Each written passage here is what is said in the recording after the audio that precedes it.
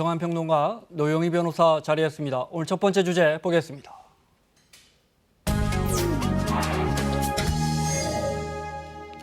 선생님이 될 교대생과 또 교대 졸업생, 그러니까 지금 선생님이겠죠? 들이 신입 여대생의 외모를 평가하고 그걸 책으로 만들어서 선배들에게 설명하고 발표하고 입에 담지 못할 성적 발언을 하고 스승의 날이 마침 내일인데 아주 고약한 일이 터졌습니다. 그죠? 네. 네. 뭐 사실은 이 사건이 터진 거는 몇 달이 몇 달 된 됐죠. 얘기입니다. 네. 지난 3월이었었고요. 이 서울교대 국어교육과 재학생하고 졸업생들이 이제 남학생 위주로 중심이 돼 있는 거죠. 그러니까 서로 신입생을 만나는 대면식 자리라고 있다고 합니다. 대면식 자리에서 그 신입 여학생들의 외모라든가 정보를 기록한 일명 스케치북이라는 거를 만들어서 그 학생들을 품평회를 하는 겁니다. 그러니까 어떤 여학생은 어떻다, 네. 뭐 여학생의 외모가 어떻다. 여기서 그치는 게 아니라 어떤 여학생은 이른바 뭐 나랑 뭐 사귀어야 된다거나 이런 식으로 하면 다른 사람들은 건드리지 마라. 뭐 이렇게 해서 일종의 성희롱을 했다는 사실이 공개가 돼서 네. 그동안에 계속 이제 논란이 뜨거웠던 거죠. 네. 자, 화면으로 저희가 구성했습니다. 성희롱 문제가 불거진 게 올해 초입니다. 재학생 SNS를 통해서였는데요.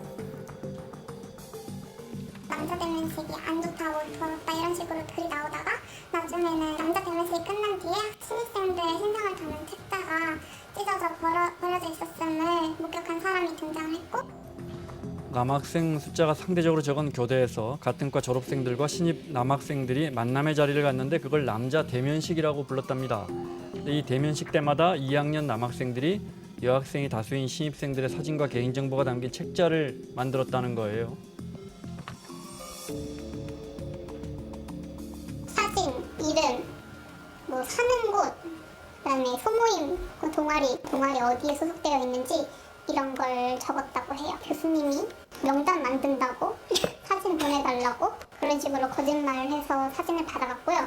17학번의 경우에는 SNS 사진 도용했고 없으면 닮은 연예인 사진을 넣었다고 했어요. 여학생들에게 비밀이었던 이 책자 왜 만들었을까?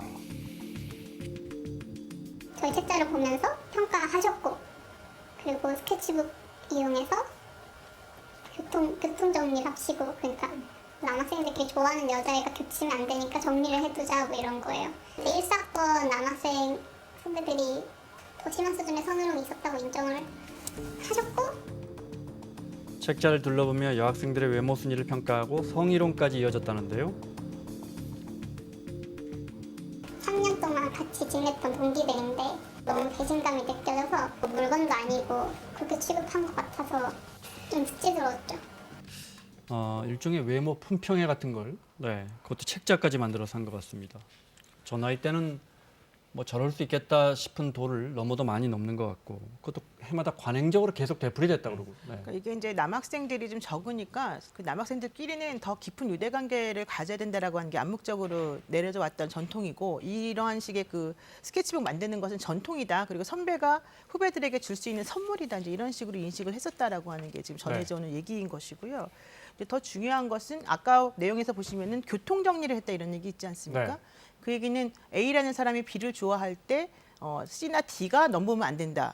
이 얘기는 결과론적으로는 그 B라고 하는 사람을 사람으로 보는 게 아니라 누구의 소유물로 보고 자기네들끼리 네. 정리했다는 얘기가 되기 때문에 저는 이런 식의 사고방식 자체가 매우 문제였다. 특히 아까 1사학번 선배들은 뭐 더 심한 말 했다고 이 여학생이 말을 했는데 그 얘기는 무슨 얘기냐면 요즘에 이제 미투 같은 것들이 퍼지면서 조금 더 조심하자는 분위기가 생겼다는 것이고 그 이전에는 그런 거에 대한 인식 자체가 없었기 때문에 정말 네. 심한 얘기가 많이 오갔다 이런 얘기입니다. 네.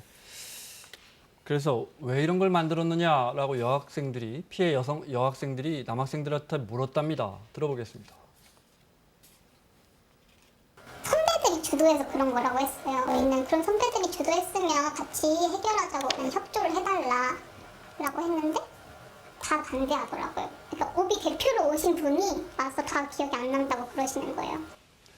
이 가해 학생으로 지목된 남학생들은 새내기의 이름, 여학생이겠죠. 사진, 나이 뭐 이런 거 남녀 구분 없이 소개 자료를 만들어서 선배들에게 전달했을 뿐이다라고 주장하고 있습니다.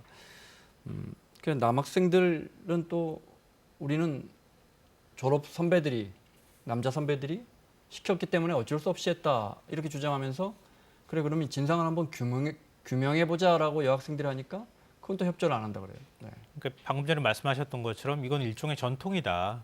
그러니까 내가 뭔가 의도적으로 내 의지로 만든 것이 아니라 그 위에 선배부터 계속 내려왔던 것이기 때문에 선배들이 다 주도해서 만들었던 것이다. 이렇게 이제 핑계 네. 아닌 핑계를 대고 있는 건데요. 그러니까 이렇게 해버리면은 재학생들의 책임은 없어지게 되는 거잖아요. 모든 게 선배들 책임으로 미루게 네. 되니까. 근데 이렇게 하고 나니까 학교 측에서 뭐 미온적인 태도를 보였다 이렇게 단정하기는 어렵지만 심의위원회를 구성해서 이게 진짜 사실인지 아닌지 확인하는 작업을 했다고 합니다. 근데 그 작업을 했다 하더라도 그 가해가 결국은 선배, 그 윗선의 선배까지 계속 올라가게 되니까 이미 재학생이 아닌 거예요. 그러니까 졸업생들을 상대로 해서 학교에서 징계할 방법이 없으니까 징계 결과가 안 나왔던 거죠. 네. 그러니까 재학생들 입장이나 아니면 지켜보는 입장에서 왜 이렇게 지금 학교의 학생들을 제대로 징계하지 못하고 처벌하지 않느냐 이런 움직임이 일어났던 겁니다. 네. 지금부터는 더 놀랍습니다. 네. 교내에 붙여진 대자본데 여기 보면 정말 심각한 성희롱 같은 발언들이 정말 많았다는 건데 저희가 그중에 수위가 좀 낮은 걸 골라봤습니다. 네. 이런 내용이 있었습니다. 다음 거 보여주십시오. 초등학교 5학년 여자애에 대해서도 문제는 지금 이런 이야기를 하는 대학생들이 교대생이라는 겁니다. 이제 곧 초등학교의 선생님이 될 사람들인 거죠. 네. 여기 이제 졸업생이니까 지금 교사일 수 있고요. 네. 시교육청이 그래서 졸업생이면 지금 어디서 선생님 하고 있을 가능성이 높잖아요. 네. 저 명단 파악에 나섰다고요? 네, 파악에 나섰는데 사실은 그동안의 징계 수위 같은 것들을 보게 되면 이게 얼마나 가능할지 사실은 잘 모르겠습니다.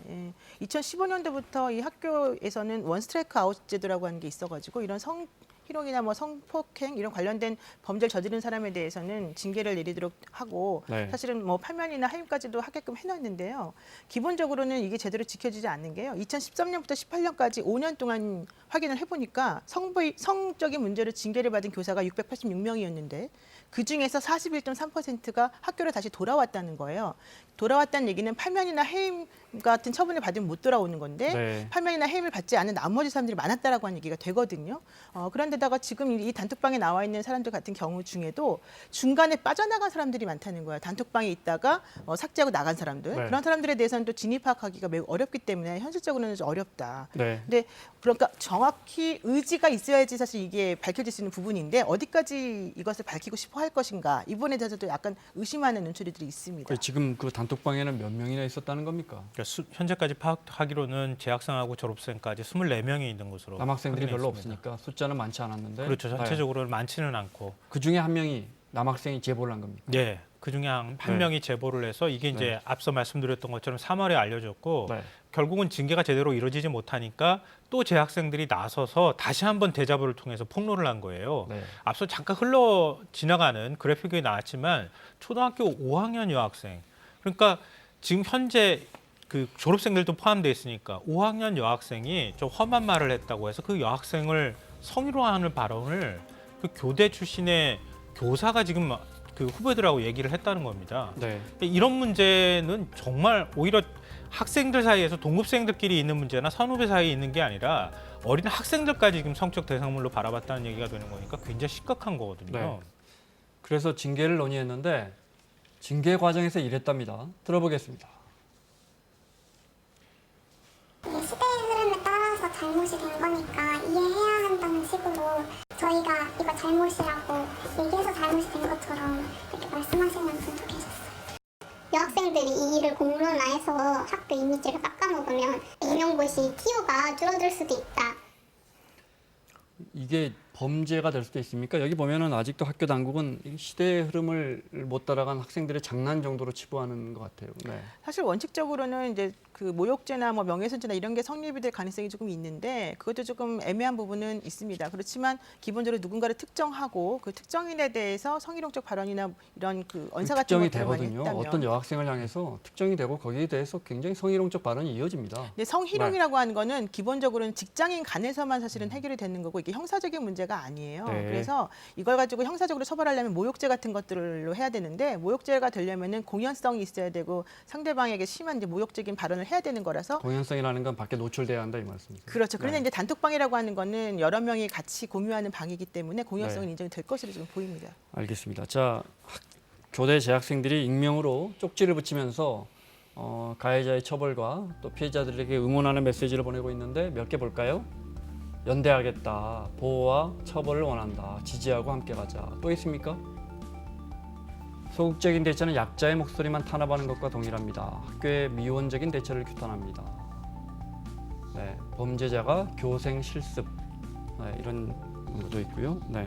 결국 징계가 내려졌는데 볼까요? 얼마나 내려졌는지 학교 당국의 징계입니다. 네. 네, 지금 가해 남학생 17학번 5명에 대해서 정학 2주 그리고 네. 16학번 6명에 대해서 정학 3주 그러니까 한 11명 정도에 대해서 징계를 내려졌고요. 그리고 이와 관련해서 교육을 받도록 했습니다. 근데 나머지 사람들에 대해서는 경고에 그쳤다. 이것이 네. 문제인 것 같습니다. 그럼 이제 이 학생들은 제가 댓글을 보니까 결국 이 학생들은 내년이나 내후년 졸업해서 초등학교 교단에 서는 거 아닙니까? 그죠? 졸업만에 네. 1년 유예가 되는 거죠. 네. 왜냐하면 이제 지금 들어온 소식 하나만 전해드리고 네. 말씀 이어가겠습니다. 네, 경기도 시내버스 요금이 200원 인상이 확정됐나 봅니다. 내일 아침으로 예정돼 있는 버스 노조의 파업과 관련돼서 아마 경기도 시내버스 요금 인상 등 몇 가지 합의안이 나온 것 같습니다.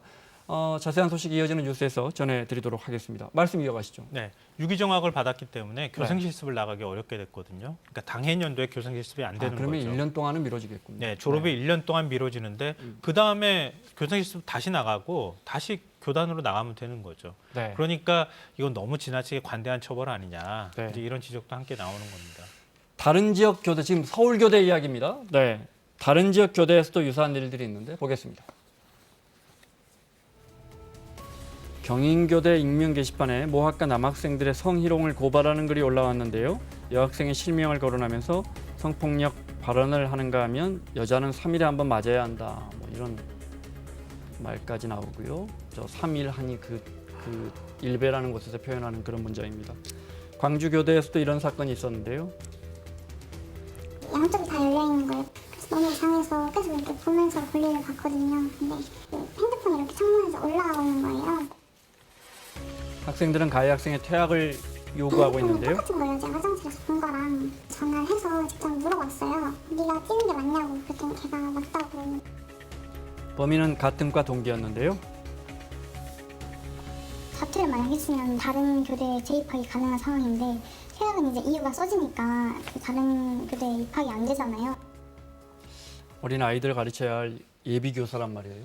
성인식이 참 아직 너무 심각한데. 그리고 또 어떻게 그중에 일부는 본인의 그런 범죄 사실을 적극 부인하면서 오히려 형사고소하겠다 명예훼손으로 이런 얘기까지 하고 있어서 뭐 진실 공방이 앞으로 펼쳐질 것 같습니다만은 기본적으로 교대 학생들이라는 게 사실 더 큰 네. 충격인 것 같습니다.